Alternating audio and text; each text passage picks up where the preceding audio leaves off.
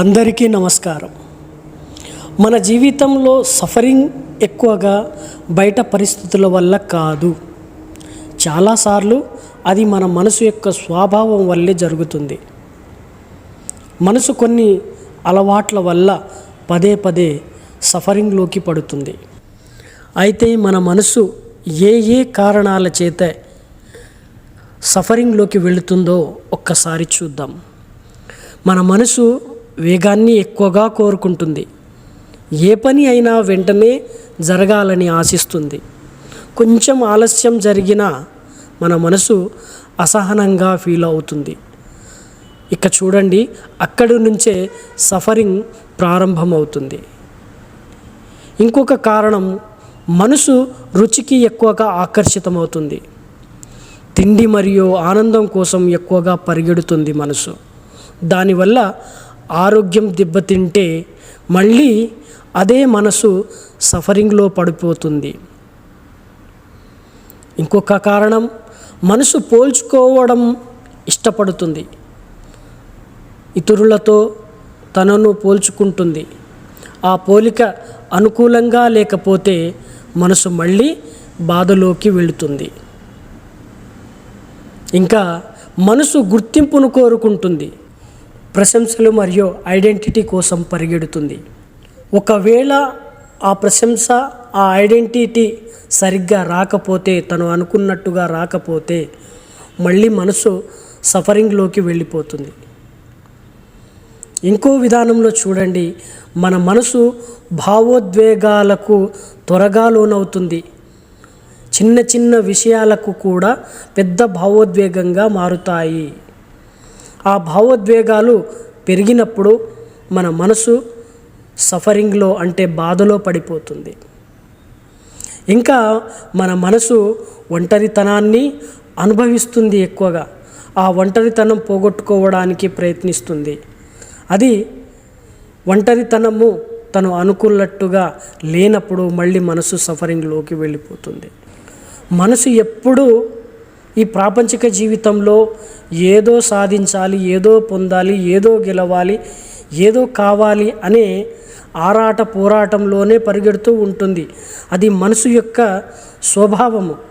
కానీ ఇక్కడ ఏదో పొందాలి, ఏదో సాధించాలని పరిగెడుతున్నప్పుడు వాటికి తగినట్టుగా సాధించకపోతే, మనసుకు తగినట్టుగా జరగకపోతే, మనసుకు తగినట్టుగా పొందకపోతే, మనసుకు తగినట్టుగా గెలవకపోతే అప్పుడు మనసు ఆటోమేటిక్గా సఫరింగ్లోకి వెళ్ళిపోతుంది.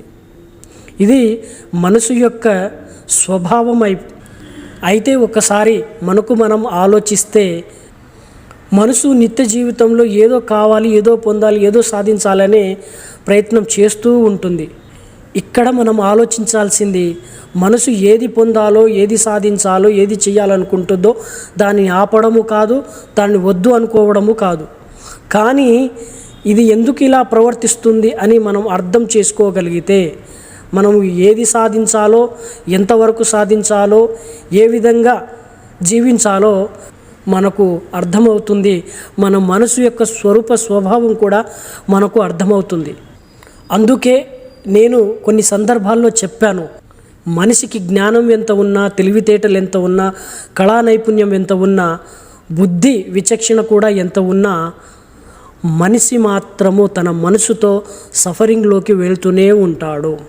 కాబట్టి ఈ సఫరింగ్ ఏంటిది, ఈ బాధ ఏంటిది అని మనం అర్థం చేసుకోవాలనుకుంటే, ముందుగా మన మనసు యొక్క స్థితిగతులను, మన మనసు యొక్క స్వభావాన్ని మనము ఖచ్చితంగా తెలుసుకోవాలి.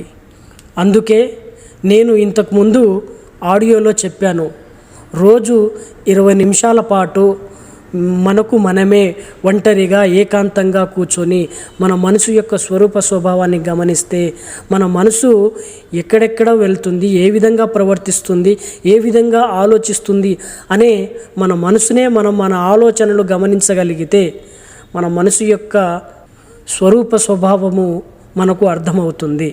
సత్యం ఏమిటంటే, మనలో జరుగుతున్న ఈ సఫరింగ్, ఈ బాధకి బయట ఎక్కడ పరిష్కారం దొరకదు. ఎవరు పరిష్కారాన్ని ఇవ్వరు.